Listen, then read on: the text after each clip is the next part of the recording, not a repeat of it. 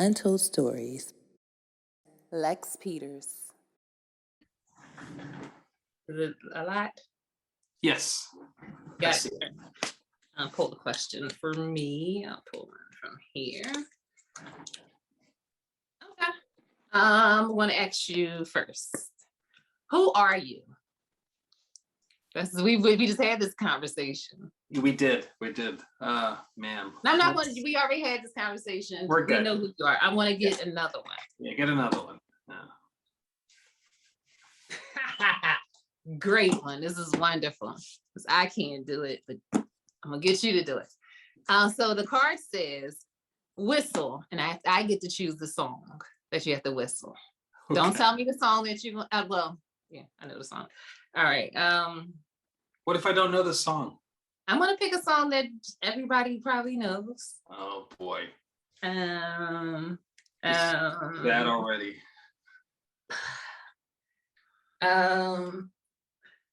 Do you remember Mr. Rogers' theme song? It's a beautiful day in the neighborhood. Oh, yeah. Okay, gotcha. Yeah. Would you be mine? Yes. Could you be mine? Now you have to do it like that. Okay. So I have to whistle this, correct? Yes. Okay.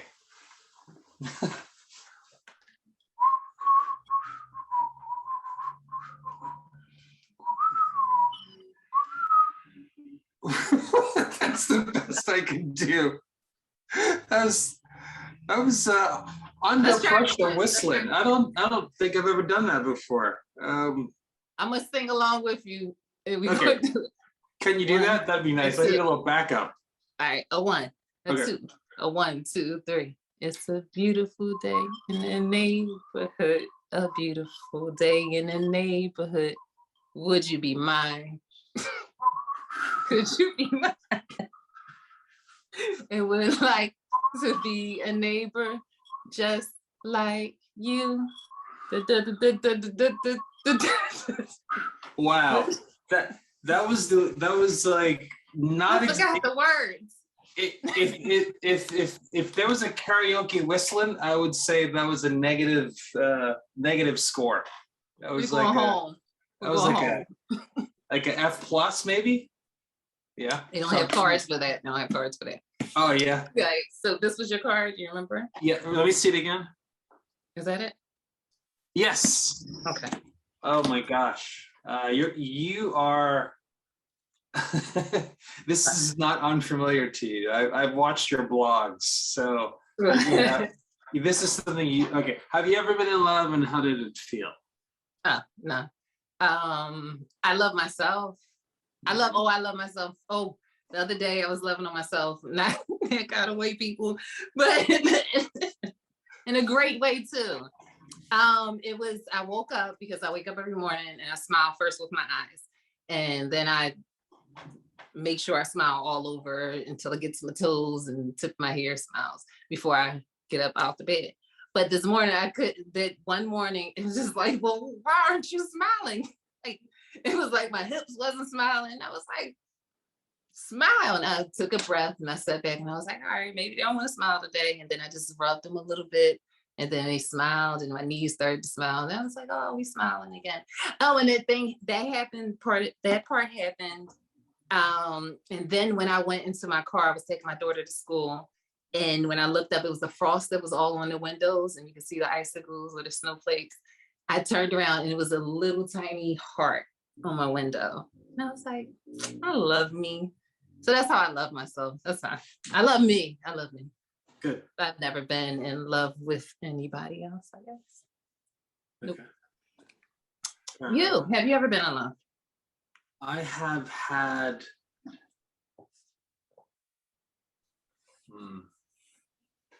How many loves, Lex?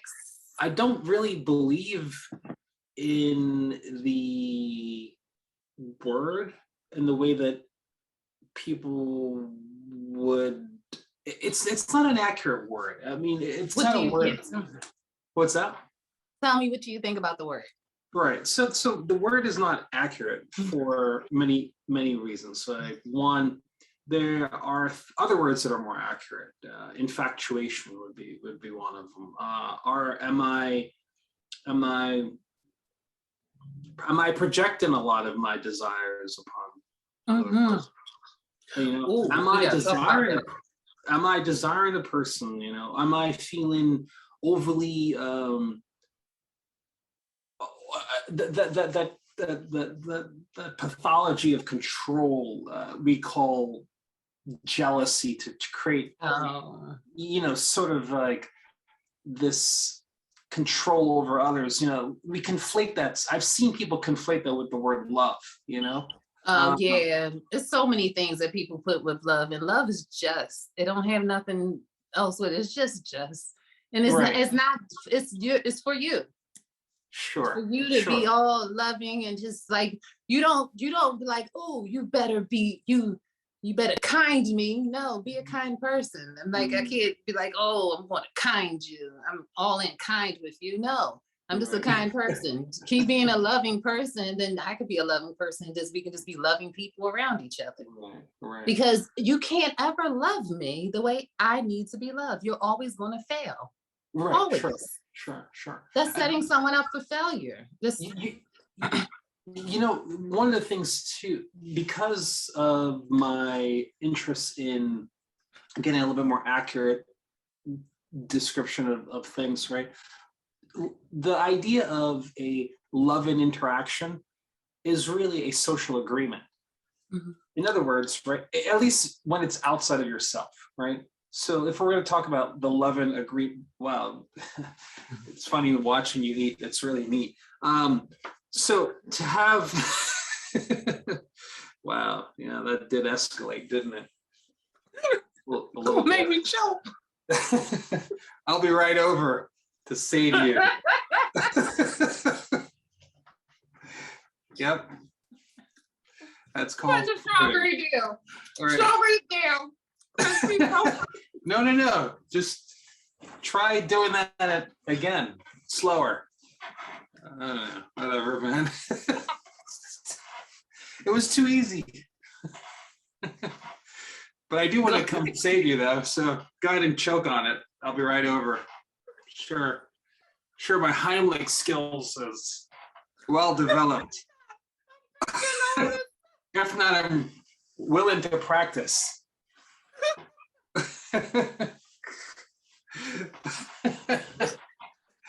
Yep, that's right. I said it. Whew, God.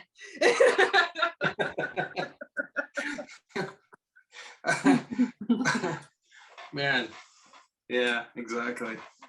There's a lot of stuff embedded in that fruit, you know. It was just not for you. It was a fruit that was constantly given. That's all I can tell you. Well. Anyway, right? In love. Right. So when we go to the Hold on, wait a minute. Okay.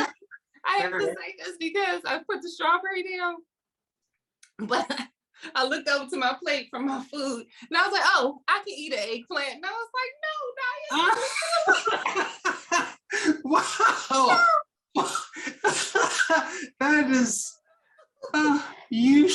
why stop? You're on a roll. Just go ahead and get all the drink my water. That's all I'm gonna do is drink my water." Yeah. I'm sure we can work that one into it too. Moist water. I love that word moist. Why do people not like the word moist?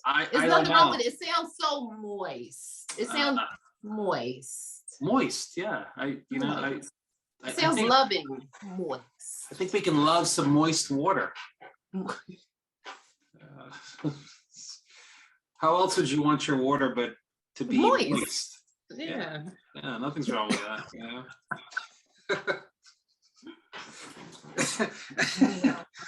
So anyway, right? So what I was saying is, like the idea of love, if I were just to address the romantic love, right? It is a social agreement. I want to express how I love you, but you need to be in a place that you are receptive of that language. And if the two are disjointed, then you have a love in action with intention, but it wasn't received well. you know? So Okay. love Right. language. So, okay, I hate love languages. Oh, I can't say them. I'm learning. I spoke on something about that. I feel as though love languages, I'm not gonna say I feel about it. I am theorizing because I don't want to say I know because that's not fair. I don't have all my facts yet. Still doing studies out there. That love language are rooted in trauma. And they are considered and forced upon the partner to coddle or to allow that trauma to exist still. And the reason why I say that is, like how you said, expressing your love to someone and they don't receive it back, or when someone is full of love and someone shares love with them, they appreciate the love and accept the love because it's like, hey, you just want to share something with me. It don't matter what it looks like. The action was you wanted to share. Right. When someone is putting putting a definition or degrees on love and what love looks like, or the perspective of what love looks like, that's when someone will say, well, it should look like this if you love me. Right. If you love me, it should look like this. And that's holding someone hostage, in my opinion. Because what's the love languages? What giving gifts is one. Right. But in my opinion, in relationships with anyone, all of those things should be something that people do for people just in general. I agree. So it doesn't mean that, oh, and then when I hear people say it's about gift giving, it's usually a monetary type gift. It has nothing to do with like, oh, this person. I one time with my ex, and most men, I appreciate the gestures and thought, but I'm not a very materialistic person. And I had to explain to him, I was like, you can get me a bag of fruit and I would appreciate it. And it was a gift that he did. He went to Whole Foods. He said, I spent so much money on this fruit, but he got me like 12 different apples. And I was like, wow, thank you. Oh, like it was a great gift. Wow. And he's bought me rings and stuff. I'm like, I hope I only lose it, because it didn't mean anything to me. But I understood that was his way of gesturing or saying that this is his. I knew his intention behind it. But then we had to have a conversation, say, well, I'm not that type of woman, and you have been programmed in society to think that if I buy them things, then that is what it is good to be in a relationship with a woman, because that's what women want. Sure. And I was like, no, we have to talk to each other as people, because you're a person, I'm a person, and we figure out what are the things that we dislike. Some people don't like to be touched. Some people don't like to be touched because it's rooted in trauma. Now, if you get in a relationship with someone like that and they truly do not like hugs or like the closeness, or just, I'm a touchy-feely person, but I also don't like my space to be invaded at any time also. Okay. Does that mean I don't love you because it's like, hey, you're not under me today? Like, so that's kind of holding someone hostage, because it's saying you have to be this way, and that's the only way you can show that you love me. Why? And it's not logical. Okay. Well, here's the thing about what you're saying. If I were to like break it down a little bit more, right? We have preferences, and our preferences themselves are, in general, a combination of our experiences and our nature. You know. Now, even when we say these things are not things that you find important, like the material gifts, but the fruit, the offering of the fruit, right? That would be considered a preference. Wouldn't you agree at that point? Yeah. Okay. So if I were to organically do that, and just some reading context around our engagement, right? You would probably be very happy with that as a way of me expressing my adoration for you, right? Yeah. Okay, so then in that sense, then it would have been a home run at that point because I read the scene correctly. You know, I was able to offer you my intention, which is a loving intention, and it Yeah. was the vector was the fruit. Yeah. And So there that's was great. But when my thing is, when you say this is the way you love me, right. then that's when it gets to the point like this little. Like, so if my thing is spending time with you and you're like, well, that's not the way my love language is, I like gifts. It's like, well, this is starting to sound like a little bit of trauma in there because now you're not appreciation of the love I want to share. True. My love is conditioned upon the things that the love represents or has to do. Mm-hmm. Because if he never or no one ever bought me anything but fix my car or rub my feet, then I'm not going to say, oh, because he never buys me anything, so I don't know if he loves me or not. That's amazing. That's amazing. So it's like that doesn't. When you do that, whether it's trauma or like you said, what you're used to. When people like hugs, I'm a hugger, but if I meet someone who's not a hugger, I can't say, well, he never hugs me, so he must never love me. Sure. You have to look at the whole scope of people's intentions and what they want to share, not the things they do, because those things can be done by anybody. Does that mean that person loves you? My mechanic loves me because he fixed my car? Right. He probably does, but not in that way. I'm sure he just loves you. He's my uncle. He's my uncle, so he does love me. All right. Because I know a couple of mechanics that would fix your car. Where are they? I need my car fixed. I'm just saying. I know love you too. But that's when I see, because I hear the people when they say my love language is, and when I hear the reasoning behind it, I'm like, is it because someone did something to you, like didn't give you attention when you were younger, that now you need attention from your partner, and that's gonna be a compromise? That is gonna be a compromise that you ask of them. That and it's inorganic. It's because you asked it of me. Now I'm like, oh, make sure I do this. I would rather someone organically express their love and care for me than me to say, you have to do it this way and disregard the way that they choose to share their love. Okay. That's so selfish, in my opinion, to say, oh, Lex is the type of person who writes letters and leaves little notes. He may not always take out the trash all the time. Gets on your nerves. He may not do these things, but that's his way of showing that when you sick and down, I'm always gonna be there for you. You can my love is there. But if you don't do the other things, it's like, I'll get rid of him. He doesn't love me. Yeah. He doesn't do this and this, so he can't love me because my friends' men do this for them and do that. And your friends' men are probably cheating on them because they're only doing it because the person told them to do it, not because they wanted to. Right. I feel you're very much onto something right there, and I absolutely agree with you. I don't know. I feel like that's an entire conversation that can last for like hours. Right. Really, I believe that the area of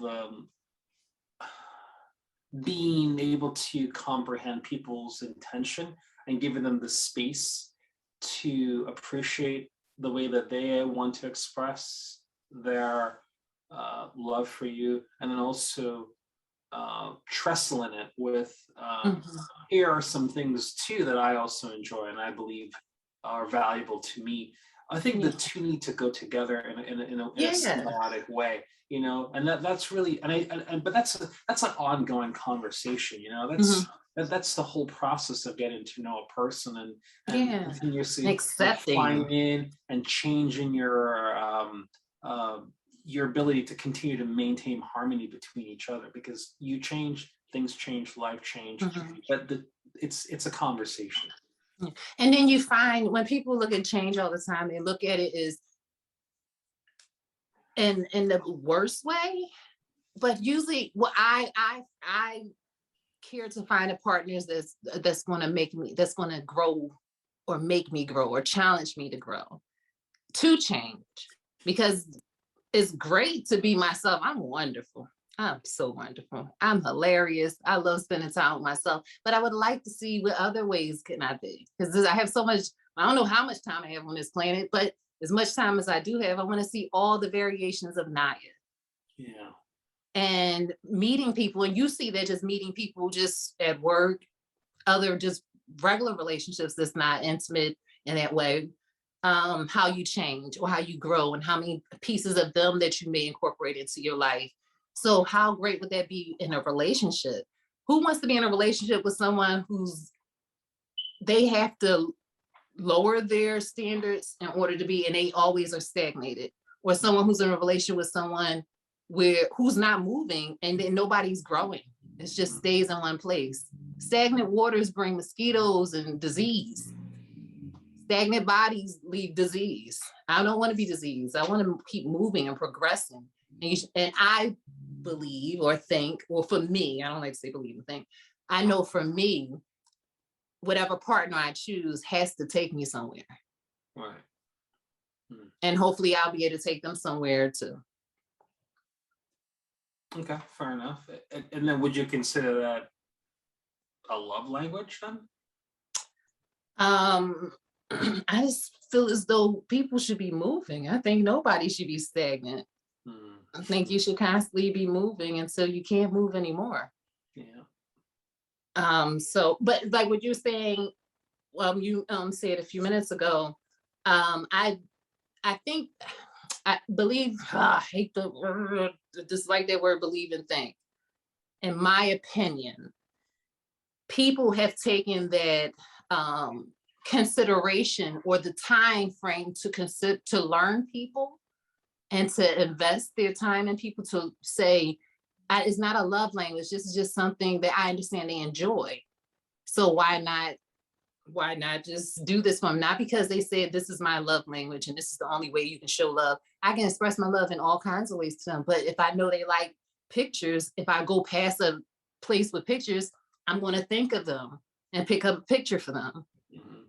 Or if I don't, I may draw a picture for them or anything in the realm of I'm getting to know this person. But people don't want to get to know or invest their time in it because everyone believes if it doesn't work out, it was a waste of my time. No, you grew, you learned, you were supposed to meet. Right. Nothing is a waste of your time. That's true. So it's easier for me to say, hey, my name is this, your name is this, my love language is this, deal with it. Right. Instead of you getting a chance to get to know me to say, oh, that's something I see that they like. Oh, that's something. Oh, I remember they mentioned this in a conversation. We don't have to have a conversation. I'm going to text you. This is my love language. You know, it's no energy or connection in that. It's I'm gonna tell you what you need to do. I heard you. I'm gonna tell you what you need to do. I heard you. We robots. We figured it out. Beep boop bop. Right. Where's the conflict and the growth and the messiness and the investigation and the hey, oh, I heard them say this. Let me mention that again and learn more. Yeah. You know, I want to go back to your mechanic example because I think it's a really great point to address differences in people's ideations about what they would consider a loving gesture. You know, so when you have two personality types that differ in this way, one is interested in utility, and the other one is interested in the privilege to consume, right? So if you have someone that offers to repair your vehicle for you, right? And to them, that would be a loving gesture, right? Now you have the recipient. Doesn't have to be you, right? Just a recipient. This is some mental gymnastics we're going to play here, right? The recipient, right, is someone that says, you know what? If that person would just buy me a new vehicle, that would be far more of a love gesture, right? So you now have the situation where like the end result is the same thing, a functional vehicle, right? Yeah. How we get there, on the other hand, is where things decay. One is constructed to based off of the person's ability and utility, right? And the other one is based off of the other person's interest in consumption. Mm-hmm. And results the same thing though, but that is where the feeling behind it is different. Yeah. The feeling From the feeling behind it depend towards the person who, well, the feeling behind both ways. For the person who wants the new car, and the person who's like, I'll fix the car, and whether they have the means to purchase a new car or anything. I know people who can fix stuff that I'm not that I can fix it. It still runs good. We can get a whole paint job and do everything. Why would we buy something that's not going to run well? Or, just the logic. Yes. So those two people shouldn't be together because it's a bigger conflict there, because one person, like you said, one person is utility and the other person is more of a, which word did you use? You said consumption. Mm-hmm. And those two people are, and not that they can't work. Those people will definitely work if they accept each other for who they are. Exactly. And that's all this acceptance. Right, exactly. And I think this is where what you said earlier is really important. If I am the person receiving the person's utility, right, versus a new thing to consume. Yeah. Even though it's not exactly what I would ultimately desire, right? Just the pure fact that the intention and the outcome, very important. The outcome is exactly the same. My goal is completed. The goal is completed. The goal is completed. Yeah. Then guess what? It doesn't matter. Like this, I love the fact that they were doing these things, and this is the kind of, I don't know what it takes to help most people get to that place where they can process and with generosity other people's intentions, right? And hold it and honor it, and be, yeah, exactly. I know true. It seems as if it's an emptiness and insecurity within that person, because when you're so full, you're just excited about seeing other full people. Yeah. That's it. Yeah. Like there's no room for jealousy because you don't have room for it. Right. Like you're too full. Like if you try to put something else, then you're gonna burst. So when you're living a life when you're so full, you are just you're looking for people to be full and like excited about what's going on or excited about what they want to share. Oh, a rock. What? Where did you find it? I never saw a rock like this. Oh, I did. I see those in my backyard all the time. But that one? What? Right. Me? Right. What? So, but a person who is searching for someone to fill that thing in may look at that rock and like, well, that's not what I needed. I'm not concerned. I'm not your mom. I'm not your father. I'm not in charge of your needs. That's your responsibility. Now I can come in and show you what I got and we can play together. Sure. But people are coming to play with other people's toys and they ain't got nothing to share. Right. That's what's happening. And it's like, no, I do want to play with you, but you have to have a toy too, because then we can't play. That means you're going to take my toy. Right. And where does that leave me? Right. I'm a little less. Yeah. And you don't even know what to do with my toy. That's the old you. Yeah. The pre non-advocating for yourself you. That's the one you want. Yeah. But I still had my toys. Right. So I'm like for me, like I said, it would not get to the point where it took over my joy, my happiness. It was like, I live in a world of abundance. You can't take anything from me that is mine. Whatever you take, it wasn't mine. Go ahead. It's like I can get more of it.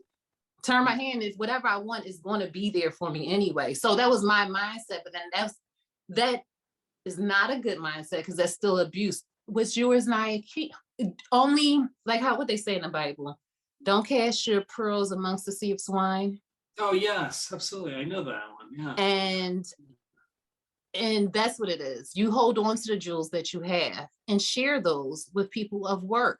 Because you know what happens? The people of worth get to share that with other people. And it keeps moving on. It's not that you're judging like, oh, I'm not going to share it with you because you don't. But when those people who don't have worth because they choose not to find the worth in themselves. They don't know what to do with it. It's like, we know computer stuff. That's like me trying to take a unformatted disk and put it in something that's formed. It's not going to read it.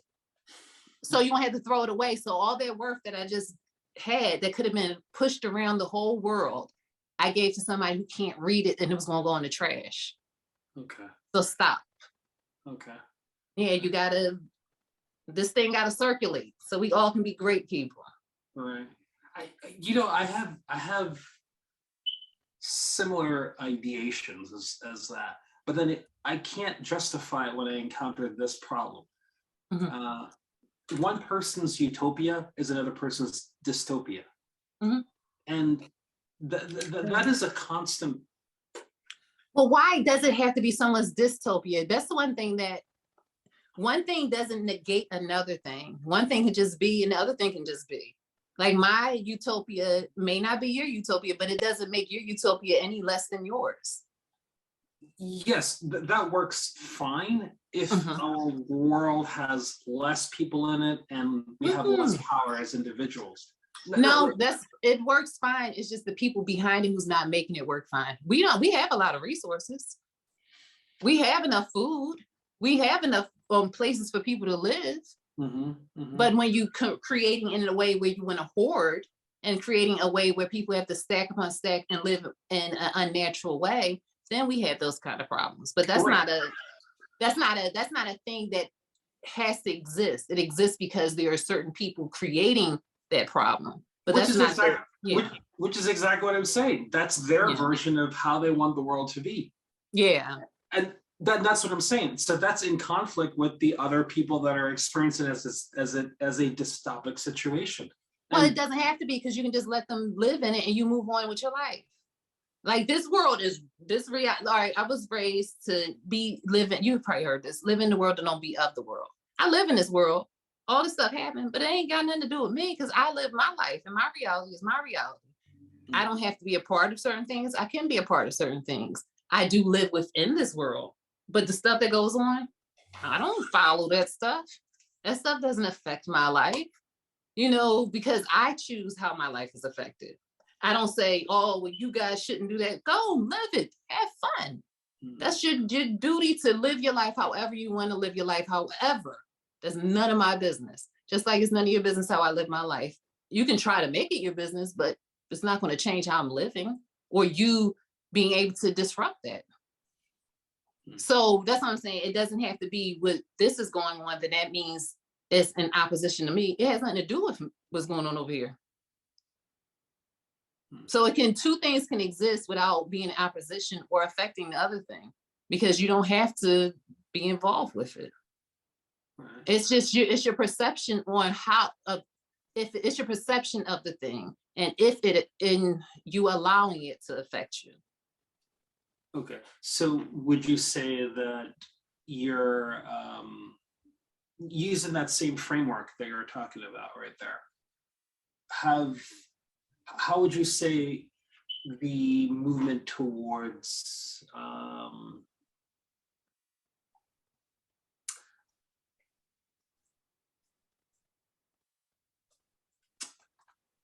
trying to think of something contemporary that kind of. Okay, I got one for you. There is a recent shift in the way males, Black males in particular, are focused on with aggression against them by police officers, right? And that reality is something that I've lived in. I've had. It's a reality, yeah. Yeah, exactly. It's a reality where I am, constantly scrutinized when I drive a vehicle. I get pulled over on a lot of pretexts. Yeah. I work in corporate in technology. I get it. Yeah, exactly. You know how to do that? Wow. Oh, wow. I'm here. Wow, I don't think it's done that way. But if I erase it, it'll be gone forever. Or you put it in the email that you want me to erase it. Wow. Because I don't know what I'm talking about, of course, right. Yeah.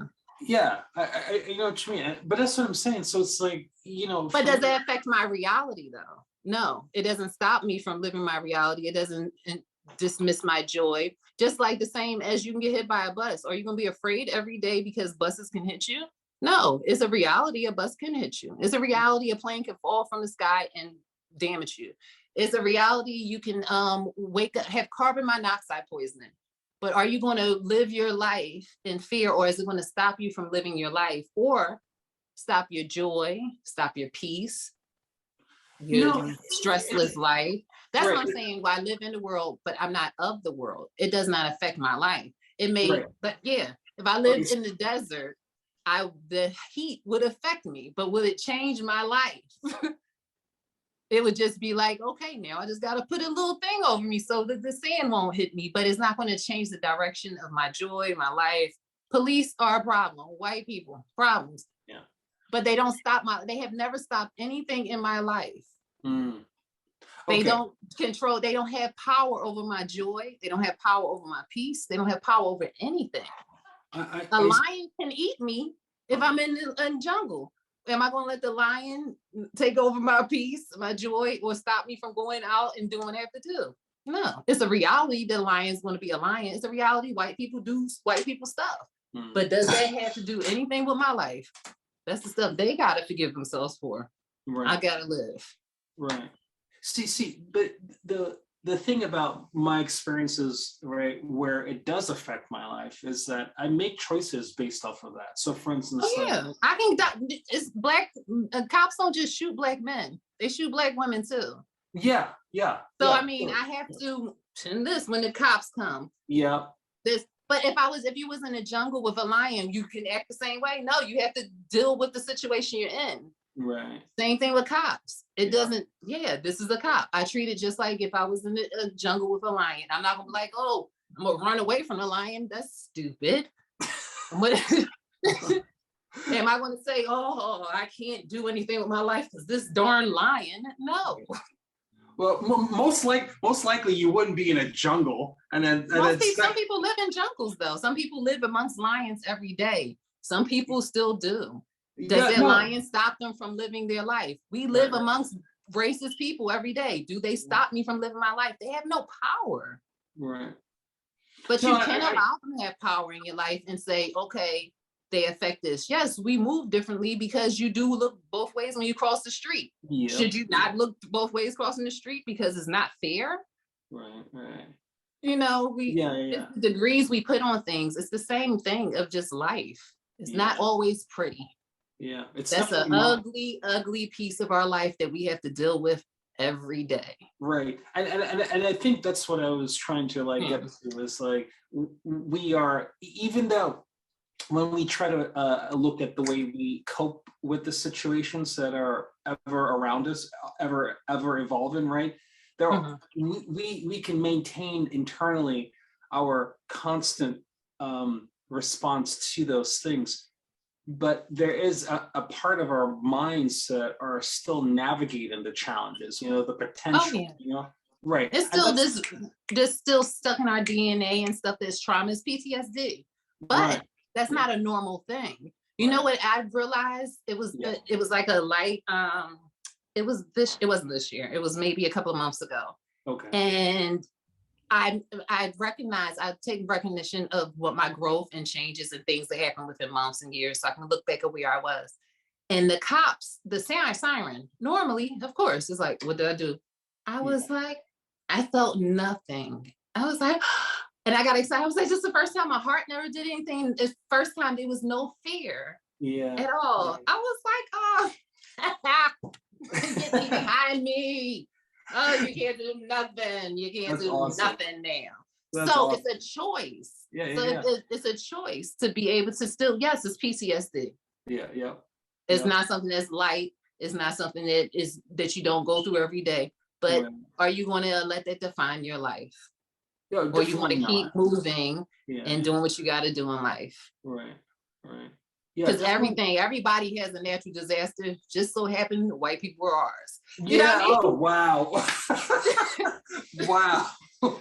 Yeah, it's true. Oh my God. Yeah. I don't know. It's it's particularly hard because I remember when I was about 12 years of age, right?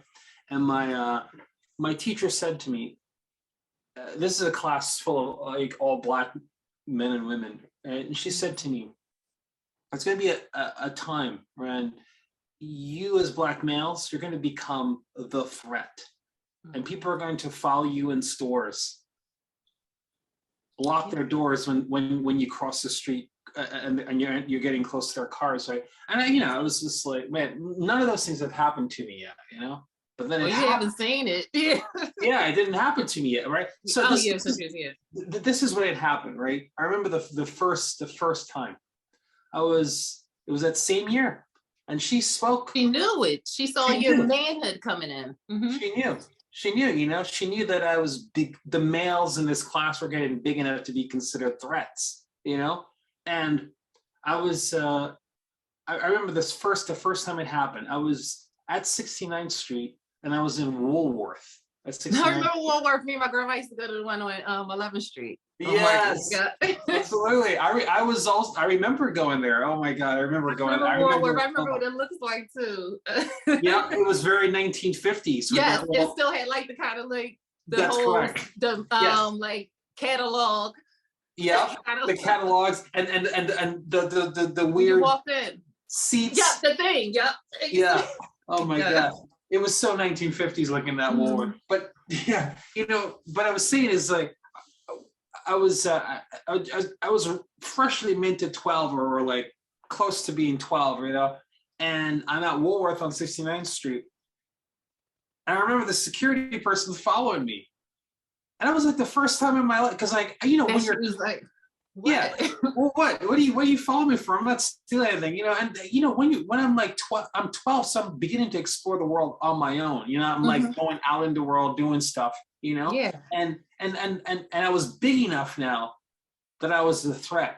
Now that didn't end. That just continued. It continued, right? And it will continue. Right. So what happened, right, is at that moment, I was beginning to experience death by 1,000 cuts. And that every single day and breath that you woke up, it was another cut. Absolutely. At that moment. And it's heartbreaking because as you're a Black man, you have that moment. Black women have the moment when we're whores. Oh my God, yes. Because we're not little girls, we're babies and whores. So, but for you as a young man, like people don't look at the psychology of it. You're a kid. You're a baby. So you just came out of being a baby. And now you have to deal with, like you said, 1,000 cuts. Literally. It's even though it's figuratively, it's still literally you are being cut into every second that you are walking for just being a child. You're not even a teenager yet. You're a child. And as women, Black women, children, you can't even be children because we have to be protected because we're whores. Wow. And that's a child that has to go through this. We have to grow up before we even get a chance to play. And this is just our norm. So we miss out on a lot of play years and we try to do that as we get older. And, just a lot of things that happen with us. But it's so sad and it's so heartbreaking that you as a young man, not even a young man, you still was a little boy and had to become a man. Yep. Yep. And nobody could protect you. Not your mother, not your father, because she ain't nothing. He ain't nothing. Nobody can come to protect you because we as a whole don't have protection. When you're put in those environments, like for me, I don't shop in those type places. You got one time to follow me. Oh, then with nothing out of here. We'll never. Hey, they don't like people that look like us up in here. I wouldn't shop there. You do it if you want to. I will never, ever, and I never, ever step foot back in there because I mean what I say. And you don't need my money. I will go without or go make it myself or find it somewhere else. Wow. Because when I do spend my money with you, I'm telling you it's okay to treat me that way. You get one time to treat me that way. Try it again and see what happens. Like for like you said, your moment and the teacher telling you, because she could see that your voice was going to change. Yep. You were going to come into a manhood that you didn't even realize you was going to start feeling yourself and being stuff. And as a Black man, you can't feel yourself at no moment. Yeah. My grandma was saying to me, because I know we can't understand how you can be so evil and mean to someone for no reason. Correct. And it's still, even if we hear it and see it in history and know that it's the truth, and it still is, how? It's not, for me, I need the things to add up to me, and it doesn't add up to me. So I can't comprehend that being a thing. And my grandma told me, she said, you're going to have a nigga moment. She said, you can't be friends with them. My first nigga moment, I had a couple of them. You know, we couldn't go past Girard College because they would throw stuff at us because that was the white side and the Black side and all that. But I had a friend in high school, a white girl, really cool. She a cool person. And like, I don't have anything against her now. She's a cool person. But it was another white girl who was very blonde hair, blue eye. I think her name was Arian, or it was like Arian and Arian, like it was that.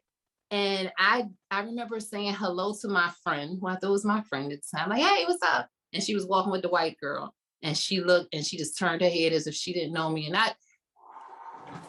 because like the girl looked at her like, don't say it. And I was like, I couldn't comprehend, because I was like, huh?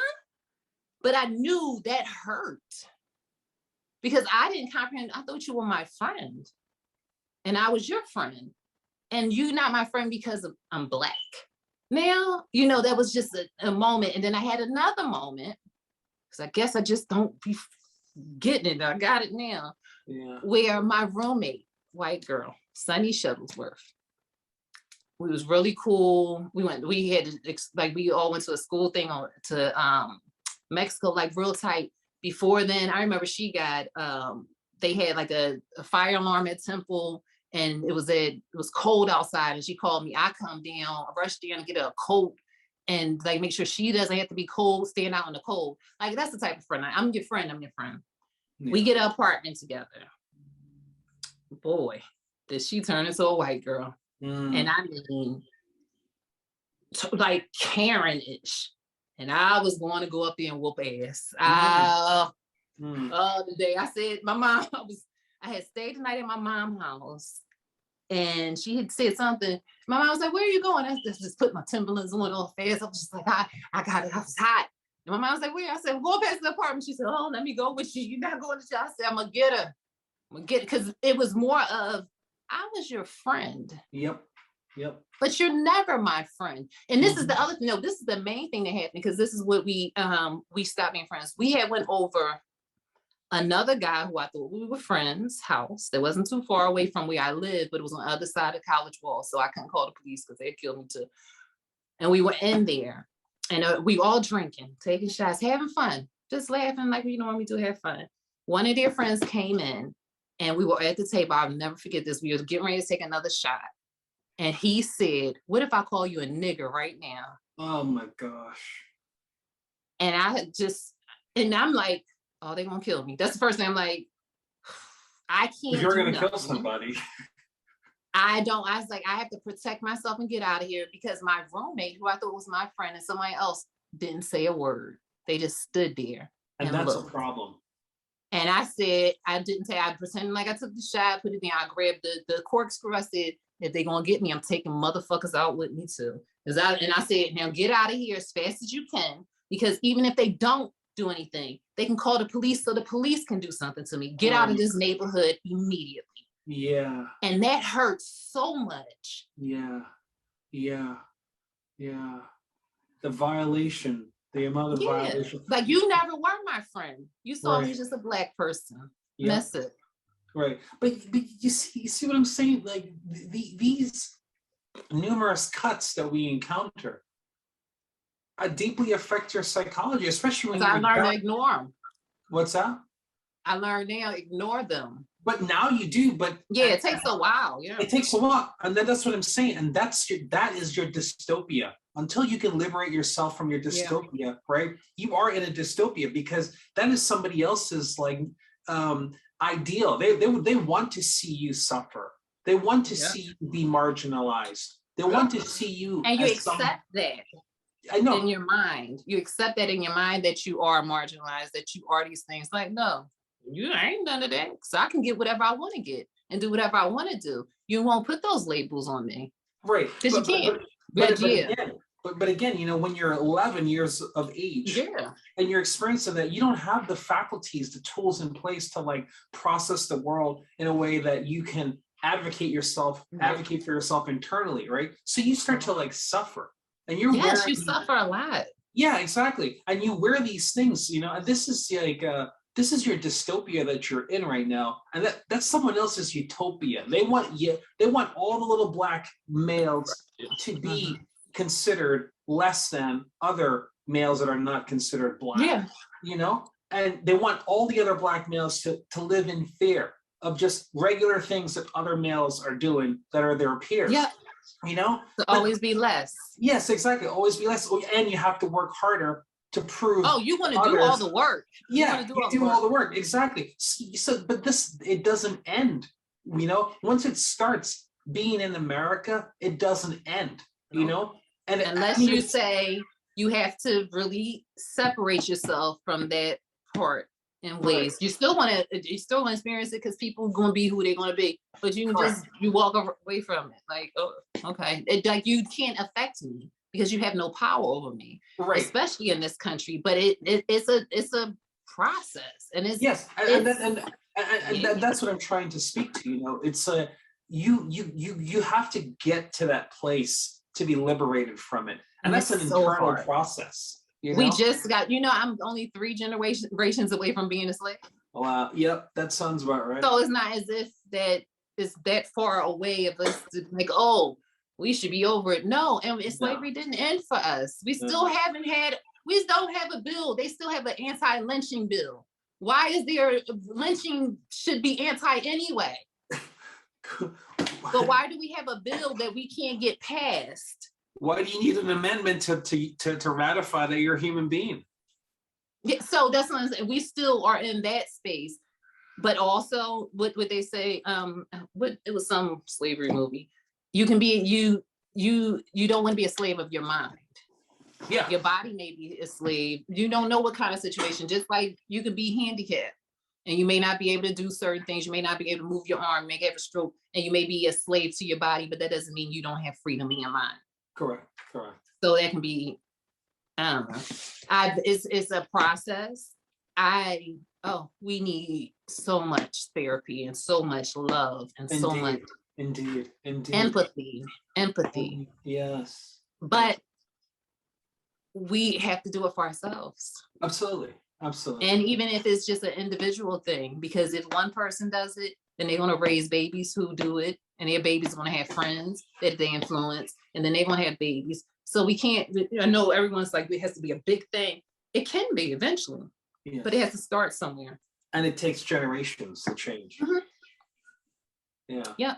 Right. So I mean, I feel that we are a little bit, we are considerably more, I think I was more successful at articulating an example of like dystopia and utopia conflicts, and then I was able to, with some accuracy, integrate the fact that there is a difference from the internal process that goes on to liberate yourself from other people's oppression, and that's a key. I think that's something you're trying to like put emphasis on that I'm absolutely aware of and I absolutely agree with. I see. I understand it now because I was talking to a family member. I have a light skin side of the family, I have a dark skin side of the family. You know how that goes. Yeah. And I found out why the light skin side possibly feels the way they feel about dark skin and blackness is because they really believe we started as slaves, and that's the only history we have.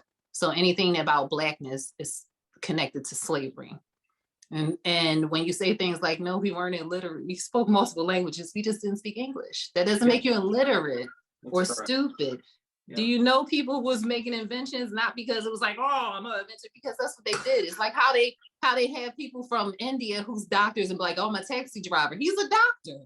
Yeah. Just because they say he can't do it here doesn't mean that discredits him from being a doctor. No, when we were kidnapped, because it wasn't war, it wasn't an agreement, and the definition of slavery changed for what happened to us. When we were kidnapped and brought here, we weren't dumb people. We had, who'd you think they thought we couldn't talk to each other? Like, yeah. And then, but in our minds as Black people, because I don't know why we listen to them, but we say our start was slavery. And it's like, do you understand there's people who are 7th generation people here? And that's the full extent of our slavery. If I wanted to go back from me and slavery, 7 generations. So that's not even long. Yeah. But we won't, we only stick with slavery. Right.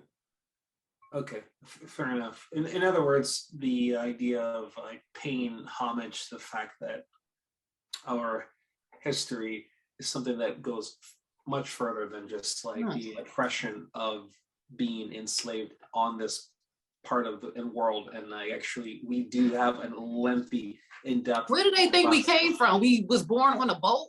Right, exactly. I mean, like, really? That's funny that's something that has to be, that's complicated for someone to even figure out without any counsel. Yeah, it's like, it's not that many years. Right. We came from someplace. Some people were here. And some people just were kidnapped and bondage here, and people came from other places. You know, you still got family there. You're right. Like, we're not that far away where you can't say you have a 3rd cousin removed. Right, true. But we have it in our mind like, oh, it's like the ancient Greeks. No, it's not all the way. Oh, that's man. It in our minds, like, oh, we're new people. No, I used to live in South Philly, and my grandparents now moved to Texas. That's exactly what it is. Mm. I don't live in South Philly anymore. I moved to Texas. Doesn't mean I'm not a South Philly person. I just live in Texas, and we have Texas people now. That's what it is. But we don't see it that way. We see it as we are from Texas now. No, but 3 generations ago, we was just in South Philly. Right. I've been in South Philly forever. Right. You know, I wonder, to speak to that, I wonder what happens when someone, you know what, I think I have an idea what's occurring there. It's the easiest thing, you know, it's the easiest thing historically to think about. I think that's what happens, because to extrapolate and go a little further requires a little bit more thought. I don't think that's something that I think it's Stockholm syndrome. That's true. That's a reality. I mean, because there's no way in the world someone can treat me so poorly and I'm like, hey, they got to be right about this one this time. No, every time they're wrong. Yeah. Every time they keep hurting us, and it's like, maybe not this time. Right. It's Stockholm syndrome. I'm abused and I need to be around my abuser because my abuser is the only one that loves me. Sounds like a dating profile. Yeah. Oh, since you just said that, I'm not going to keep you long, so I don't know how much more time you have, but I do want to hear about your online dating experiences. Which dating sites are you on? I'm on Tinder, Hinge, and Black. Oh my God. Hold on, a friend of mine tried to put me on it was like a spiritual one, but it was like, hey, it's a spiritual one. No, but I was like, hey, it's only white men on here. That's funny. That's pretty funny. Let's see. I thought I was going to be a little like adventurous and really like push the envelope and bother people, so I got a JDate account, Jewish dating site. Oh, okay. No, I'm kidding. I didn't. I was like, no. I tried Tinder, right? And I like Tinder. You like it? You said. I think I like Tinder and Hinge. Those are the two that I like. Oh, okay, all right. So not not they. That's the only one I've tried, right? But it was not a good experience because okay. I wrote an essay about this because it's something that's really fascinating that occurs on particularly Tinder. I don't really know much about the other dating sites, but I'm sure it's similar. All right. So what happens, right, is as I look at heterosexual female profiles, right, there is a common thread. You know, you can see that they say very similar things. What do they say? So some of the things are don't like orange man. Oh, drama or stuff like that. Yeah, no drama. Don't like orange man. No drama. My kids are always first. It sounds like so many problems, right to bed. But that's a majority of what it's a recurring thing. You know, you see it in a lot of the profiles, something like that. All right, and what happens, right, is there are, just because of the limitations of online dating, you know, where you have words, maybe you might get a profile with words. Let me tell you my profile real quick. Mine says, I am an artist from Philly. I live to smile. The outdoors call my name morning and or night. Let's chat. Hopefully meet up to enjoy each other's faces. Oh, okay. So you wow, that's really pleasant. You had to put something there. Right. But that's the thing. It's pleasant, right? And it also gives you some sort of like ammunition to talk to you about, you know? So it does two really good things. It doesn't make you feel intimidated, and it also gives the person ammunition to talk to you about. So your profile description is excellent, right? So, but what I'm saying is all you have is photos and or possibly text, right? Yeah. That's all you're going to use to make an assessment about this person if you're going to try to engage them, right? Now, the issue is you have certain types of males, right, that have, I call them hyperstimuli. They're hyperstimuli males because they have a certain cluster of things that they present, material things in their presentation, physical appearance also, right?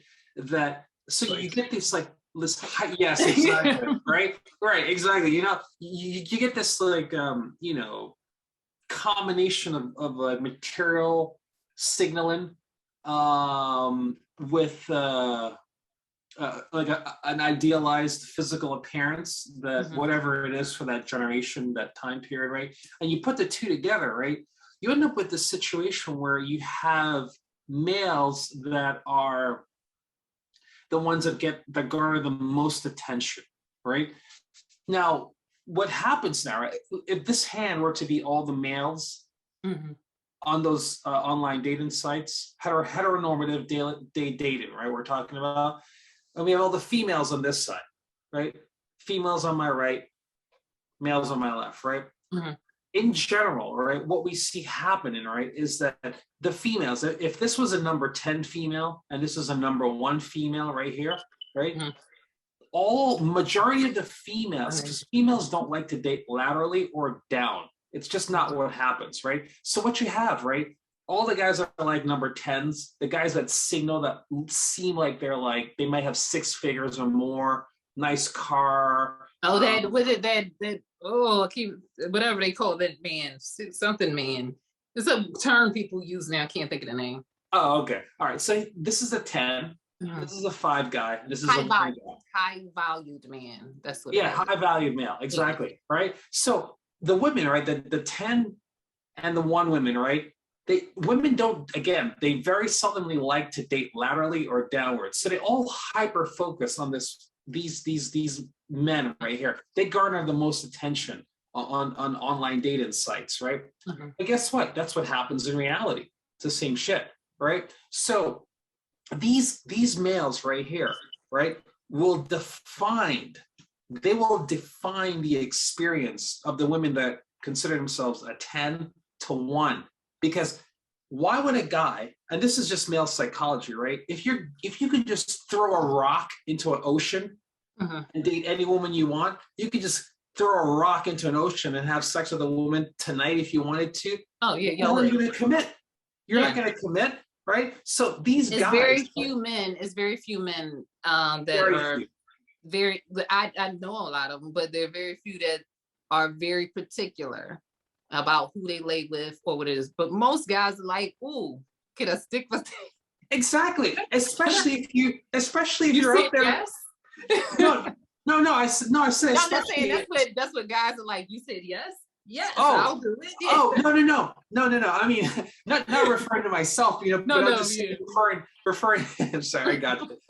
Referring to like the males that are up there, right? The high valued males. What they do, they sort of define the reality of how women experience males, because the women are not. They're not given the 8 to 5s, the 4 guys a chance, right? So this is the thing. Men, on the other hand, right? Here's the women. Here's the men, right? Men will date like this. Up, They don't care. Yeah. lateral, down. You know what I mean? Yeah. They'll do all of that stuff because we're motivated very differently, right? Mhm. So online dating creates this problem where you could be an awesome guy, right? But you don't signal like a 10. But That's why I get woman, all the awesome men, because what was that? I always get awesome men. I'm like, I always have a great experience on like it probably doesn't work out, whatever, but it's nothing like crazy or bad. And you saying that, I usually date, everybody knows, short men. That's just my feel or whatever. Okay. But when I do go on dates with shorter guys, and I do tell my height is there. We talk about that. They always feel insecure, and they're like, "You sure you really want to date somebody?" Right. Like, Totally. why? And it irritates me because I'm like, they're like, "You're so tall." I'm like, I told you I was 5'10". Like, it's something it's not. It's a surprise. Right. I joke about it, but I'm like, I'm gonna wear heels. I don't care how tall you are. I'm Right, gonna wear heels. Right. But when it comes to it, you can see almost like, oh, I don't think she likes me. It's like, if I wasn't, I'm here. Excellent example. And that's so irritating. And it's more than just one time at night. It's like, you sure you really like short guys? And I'm like, you're a guy. Just stop saying you're a guy. What is wrong with you? You've got an eggplant. Calm down, bro. You're doing good. Oh yeah, men, yeah. But what you saying? What? It's really like to masticate on my black remote. Shut up.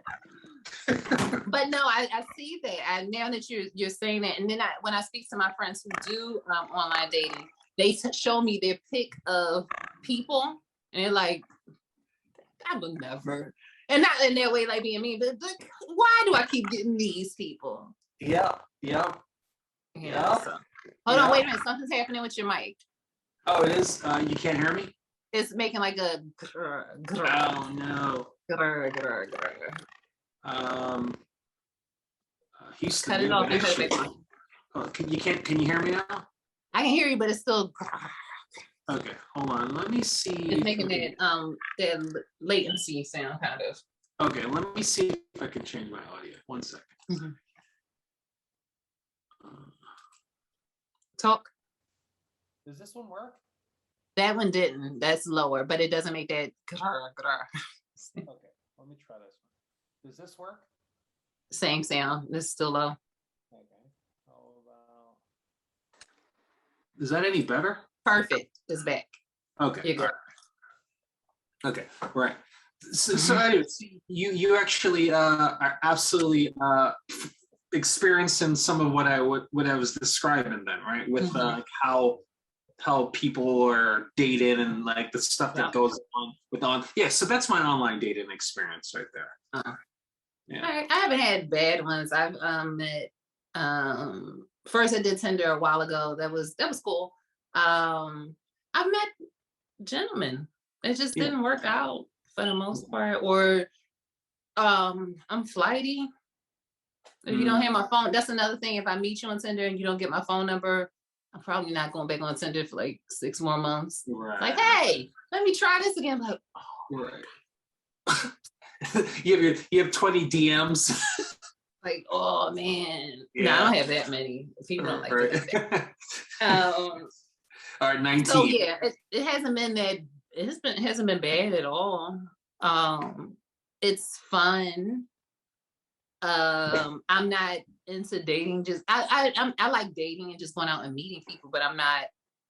I believe people who are dating online, they're more certain on what they want in the beginning. And for me, it's like, hey, I could be certain on what I want in my life, but I don't know if that's going to be with you. But let's figure it out. They're more of like, hey, you're the one.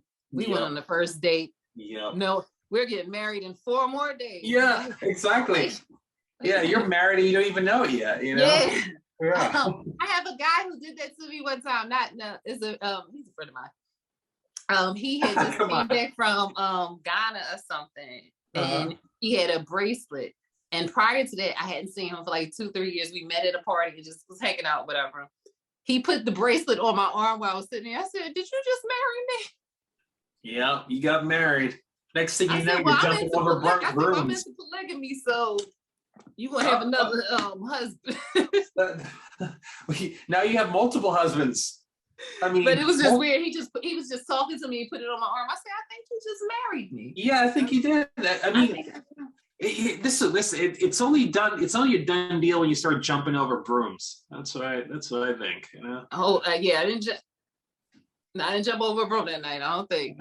I ain't jump over no brooms. I'm not even gonna jump over a broom because he might call up like, "Hey, I felt that broom being jumped over." Yeah, exactly. And then you're like, "Oh wow, I'm married. I didn't even know that yet." Yeah.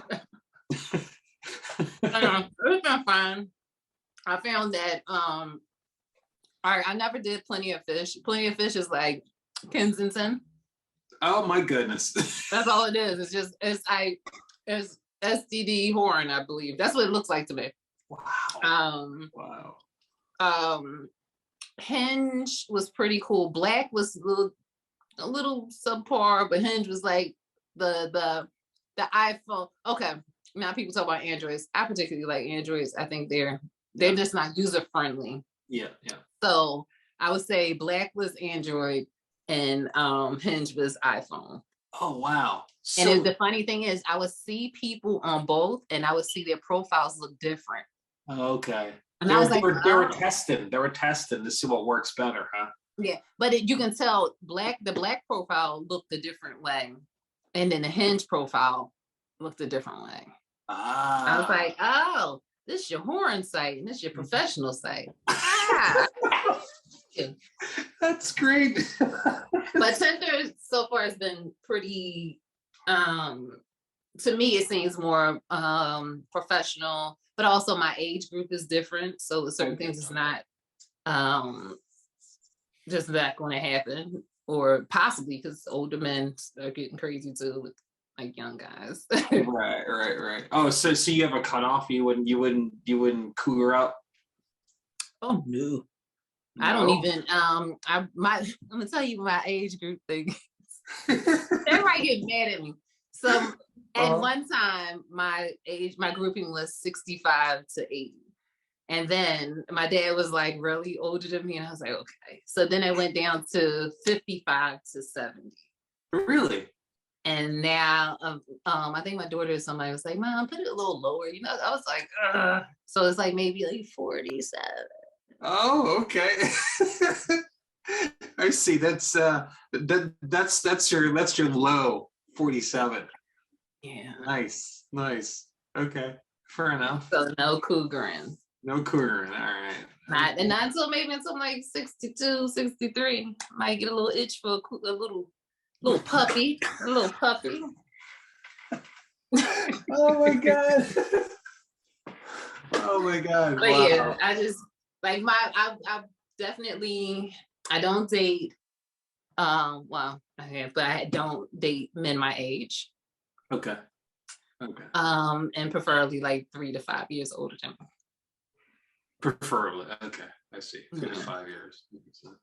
And not opposed to 73-year-olds at 78. Obviously.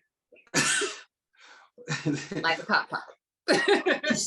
that I have always I really enjoy the myriad of ways that I have experienced women's taste, and I remember the idea that women like older men. Like, that was like a thing. I was like, really? You like an older guy? Like that's kind of equals out.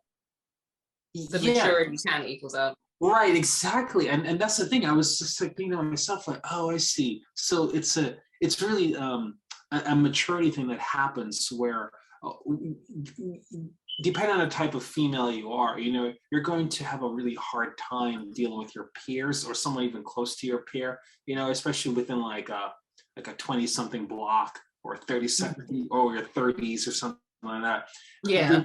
You could be like maybe like 20 to 30 years older in the way that you're experiencing or wanting to experience your romantic entanglements, Mm-hmm. And that was like a concept to me because it felt that it was it violated what you would think people would do naturally, which is like gravitate to their peers. It felt yeah.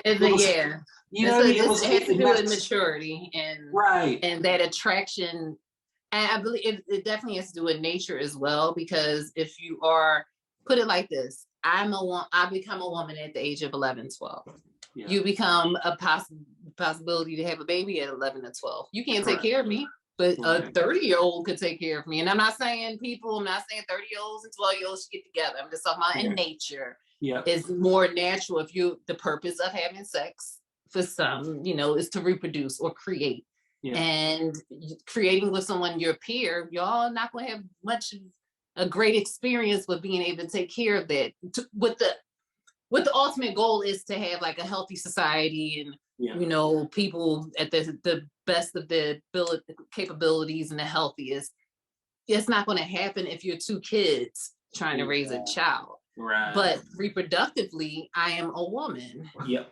So taking out that right there, so people won't be like, oh, 30-year-olds and little kid. No, just the mentality part too. You guys know when you a 15-year-old girl and a 15-year-old boy is like, hey, I can still go and skip some rocks. Yep. If there's a girl there that's going to give me some sex. Because the only thing that changes for a boy that becomes a man is like sex.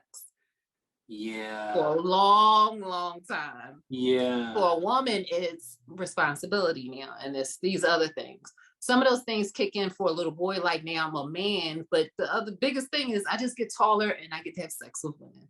Yep. Yep. But I like the same things. If I could sit and play video games, or if I could sit and kick rocks, if I can sit and play in dirt, if I could sit and wrestle or play with cars all day, I would do it. If a woman was there too. That's the only thing that changes. I see. Excellent. I guess. I wow. That's so, that's so neat because you're traversing so many different experiences right there. And I do, when I think about myself, my maturation process, absolutely. I was such a friggin' child, just baby. Like I'm thinking I'm a man, but I'm just acting like a child, and I can see. Got taller. What was that? You just got taller. Just taller. Exactly.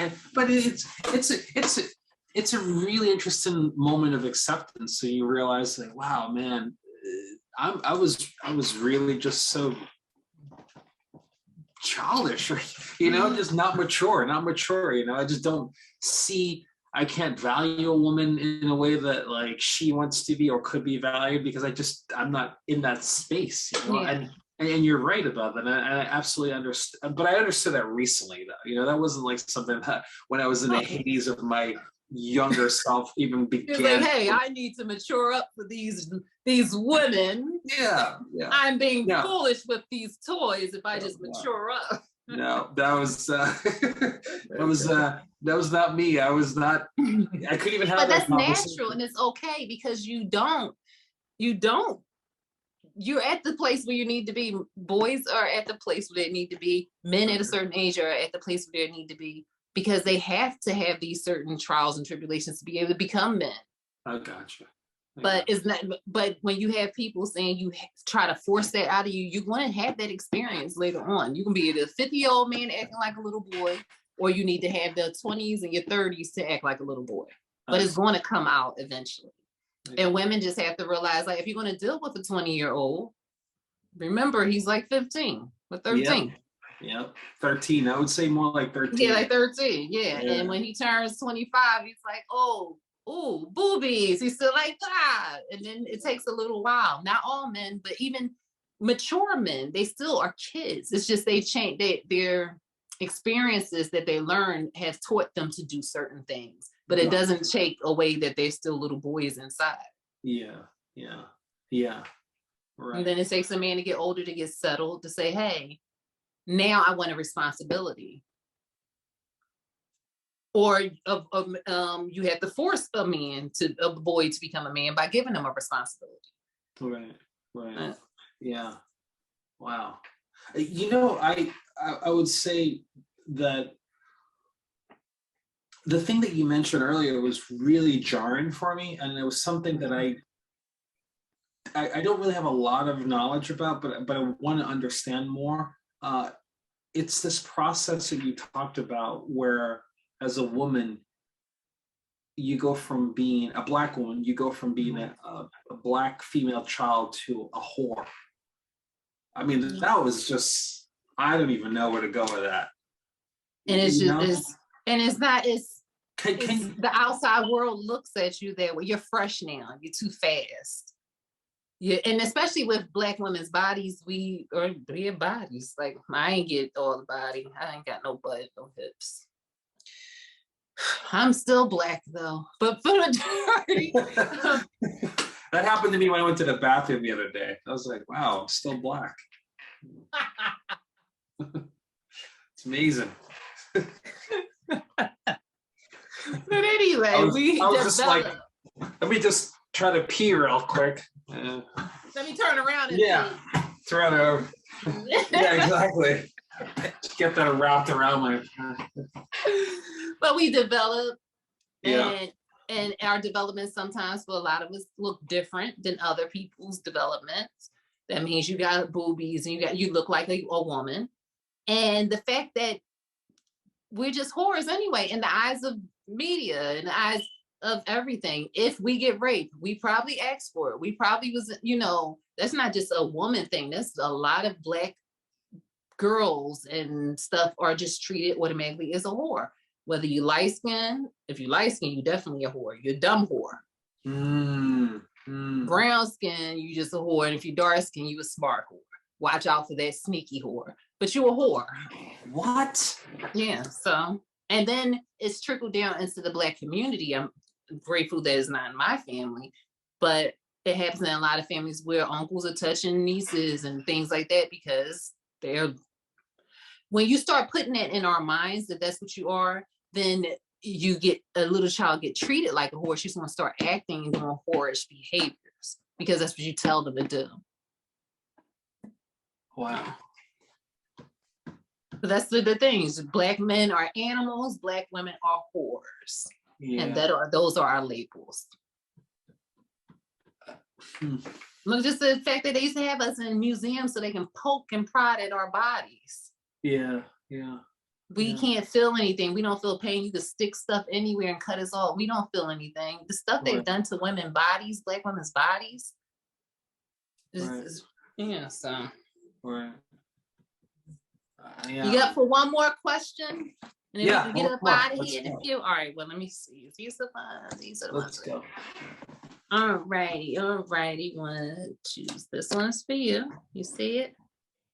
Hold on. Yes. Okay. And this one's for me.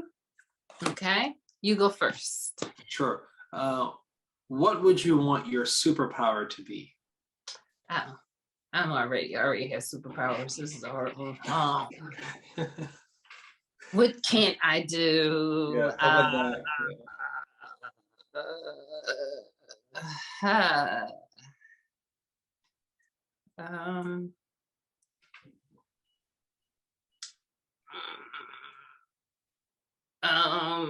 I guess fly in real life, like, and my body can fly.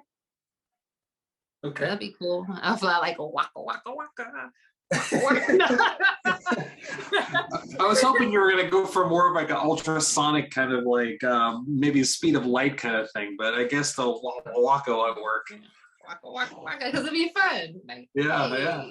Hey. Hey. Yeah, that'd be fun. Like the fly with the birds and stuff. Like, where y'all going? Y'all saw? I'm going with y'all. Let me get my bag. That would be fun. Yeah, that'd be cool. Yeah. Flight. Okay. Yeah. I need blank in a relationship. Intelligence.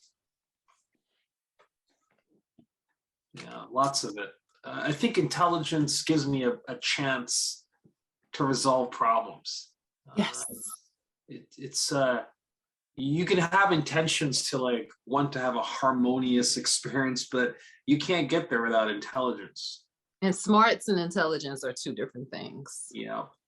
Intelligence, people create things. Exactly. Smart people can just mimic. Yep, they regurgitate. Correct. Yes.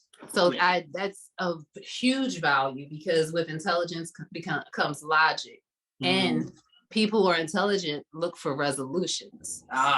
People who like the journey of the anger choose not to find any way towards a resolution. They want to relive and relive and relive, and keep that as part of something they can throw in their pockets to relive and relive and relive later, instead of saying, hey, let's move on. My main thing for a relationship, if we're going to be in a relationship, if we're not ending this, why are we mad at each other? Why are we having an argument that we're not going to resolve if we're not going to end this? Aren't we still going to be together? So why don't we just hurry up and be happy again and just be in a relationship? It don't make sense for us to waste time knowing we're still going to be together angry. You know what? So I spoke to some psychologists about that same process, and one of the things that was highlighted to me was the tension, the constant need to push away so that you can have something to pull back to, and this is a part of people's psychology that's so disruptive. It's like, it's unhealthy, exactly. But this is what they know, and so they are in this constant state of rejection, move away from you. It's like, oh, they cat and mouse, and yes, exactly. So they can come back to you. So it's just like that's such trauma. Slot machine psychology, That's such trauma and meanness to the other person. You just yank. That's, oh my gosh. Yeah, I know. But the thing is, a lot of times the individuals are not aware. No, they're not aware of it, but the so other they can't person fix it. What was that? Somebody, that's unhealthy. It's so many unhealthy relationships. I truly believe if you're in a relationship with somebody, you should be happy. Yeah. Not with that, just with that other person. You should be happy in yourself. Right. And if that other person is doing things to chip away from their happiness, then that other person is not in a healthy state to be with your healthy self right now. Yeah. And if you want to invest that time into, and they're willing to become healthy, because everybody has, as we grow, we have challenges that we have to overcome. Nobody's perfect. It's going to be perfectly imperfect. But if you want to invest that time with someone and they're willing to grow, great. But if someone is saying, this is who I am, how people say, well, I listen to Black people say all the time, God ain't done with me yet. Yes, he is. He been done.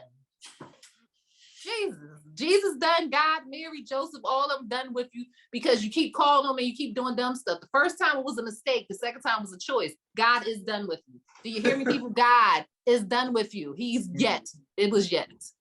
Yeah. But, or people saying, well, this is just who I am. Some people are okay with staying in that place. It is not your responsibility to take them out. Yeah. And it's not your responsibility to allow people to chip away at your joy and happiness, because that's unhealthy. Right. Yeah. I love that. Wow. Wow. Yeah, absolutely. So how long have we been on here? Almost 3 hours, Lex. Great. Yeah, I yes. gotta get with you. I gotta get with you on some tech stuff because I'm playing around with building a server and stuff. I'll talk to you about that. Yeah. We'll try that. And maybe you'll come and get your gift, or it'll get in the mailbox. Yeah, I'm more of the come and get it kind of guy. So. Oh, really? Yeah, really. Ooh. I'm a new man. I'm a man's now. You said me. Yep. We gotta go. I gotta go. Yeah, It was so good speaking with you. So good seeing your face. Hopefully I can see your face in person. Oh my God, even better. I can't thank you enough. It's you left me with some really important things. I just want to reiterate, I need to really understand and dive a little deeper into this idea of how the Black female enters into the world of like early adolescence and like. Let me throw this in there with you so you can research this. It was an article in Oprah's magazine. This was when it first came out. Oh, I can't find it. I know what it looks like. Okay. But it was an article on the side of the. It was. I can't remember the exact issue. It was one of her early issues in the first year. There was a study done on when biological fathers or males, the biological male, like either to the father, like an uncle or something, had to be some DNA there, is absent from the house. It causes the woman, the young girl, to menstruate early. So it's something to do with the pheromones that the father and the child or uncle, like the father's brother, whatever that DNA or whatever share that's important for them to be in the household, that stops the young girl from going through puberty too fast, too early. Okay. And I was like, oh, that's interesting. The dynamics of the household, because one thing I don't understand, I hear this from women a lot, it's selfish. I'm not gonna say I believe it. I think it's selfish to just be like, oh, I'm gonna have a baby by myself. It's very selfish. Babies aren't doll babies. Yeah. It's nothing cute. I got 2 of them. Thank you. I love them, but but and then you are robbing a child from having a full life. It is very important to have a father and a mother in the household. If you don't, I'm not saying it can't happen. I'm not saying that you won't be a great human being, but you are missing something. Yep. It is not natural to not have a full family unit. It is a purpose for that. So when I saw that article, I was like, oh, yes, I can prove it through science. And it's not just a theory or like it should be. No, it's chemicals and things that are happening within this family dynamic that need to happen. And when it's missing, it causes other dis-eases within your community and within your household. So look into that. If you can find it, that would be great.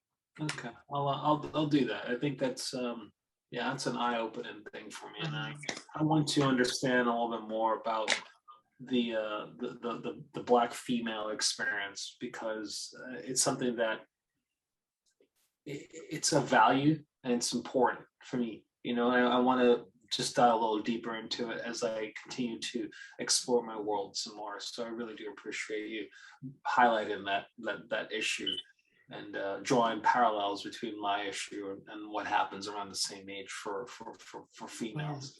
For all of us, we get hit, and then we can't even be there for each other because we're kids, babies.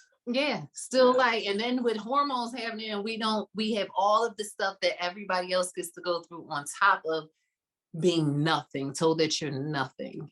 Yeah. So, yeah. All right. Well, I don't think you have anything to promote. You said you don't have anything to promote. You have stuff in the workings that I'm so happy for you. Yeah. It's going to be great for you because you're a great person. You deserve great things. So Thank you so much. And I appreciate you for being on here with me and sharing your story and sharing the conversation with me. I appreciate that. Thanks for having me, and I definitely look forward to maybe we can do it again. Yes, and you got to come get your gift. Remember that. Okay. All right, will do. Okay, this is Untold Stories with Naya and my guest Lex Peters. I appreciate you guys for tuning in. Have a wonderful evening, morning, lunchtime, just a wonderful existence. Peace out. Peace. Thank you. I am living, I'm living till the Father I will pray.